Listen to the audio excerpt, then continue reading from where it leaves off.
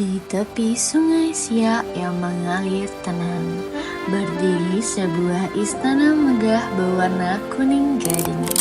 Istana Siak Sri Indrapura, saksi bisu kejayaan Kesultanan Melayu yang pernah berjaya di tanah Riau. Mari kita mundur ke masa lalu, tepatnya ke tahun 1723. Kisah ini bermula dari seorang pemuda bernama Raja Kecil. Dengan darah bangsawan Pagaruyung yang mengalir dalam tubuhnya, dia mengklaim dirinya sebagai pewaris sah tahta Kesultanan Johor. Setelah berhasil menaklukkan Johor, Raja Kecil memutuskan untuk membangun kerajaannya sendiri di tempat yang lebih strategis. Pilihannya jatuh pada sebuah lokasi di tepi sungai Siak. Dengan pemikiran yang cerdik, Raja Kecil tahu bahwa sungai adalah urat nadi perdagangan pada masa itu. Kapal-kapal dagang dari berbagai penjuru akan berlayar melalui sungai ini, membawa rempah-rempah dan hasil bumi yang berharga. Namun, istana megah yang kita lihat sekarang bukanlah istana yang pertama. Istana ini dibangun pada masa pemerintahan Sultan Syarif Hasim, Sultan ke-11 Kesultanan Siak.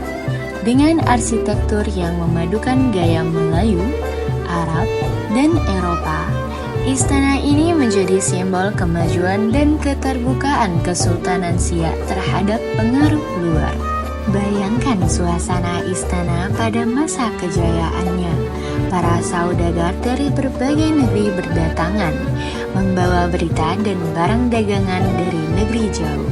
Di aula utama istana, Sultan duduk di singgasana, menerima tamu dan mendengarkan laporan dari para menterinya.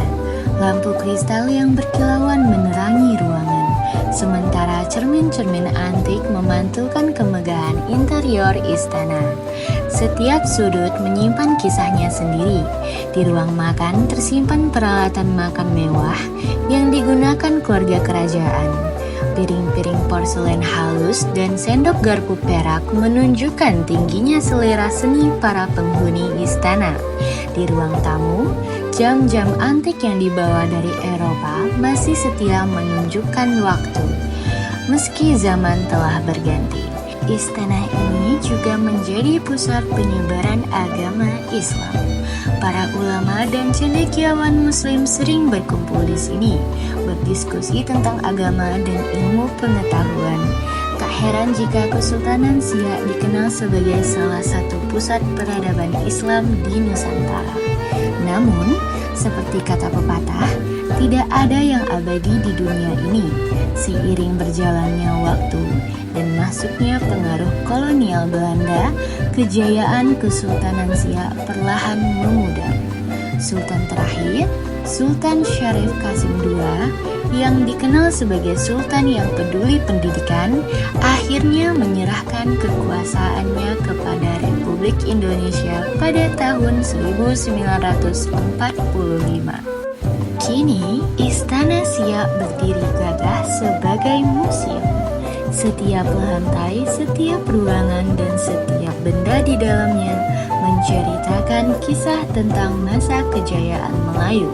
Para pengunjung yang datang bisa merasakan kemegahan masa lalu, membayangkan hiruk-pikuk kehidupan istana, dan belajar dari kebijaksanaan para sultan yang pernah memimpin di sini. Istana Siak bukanlah sekadar bangunan tua.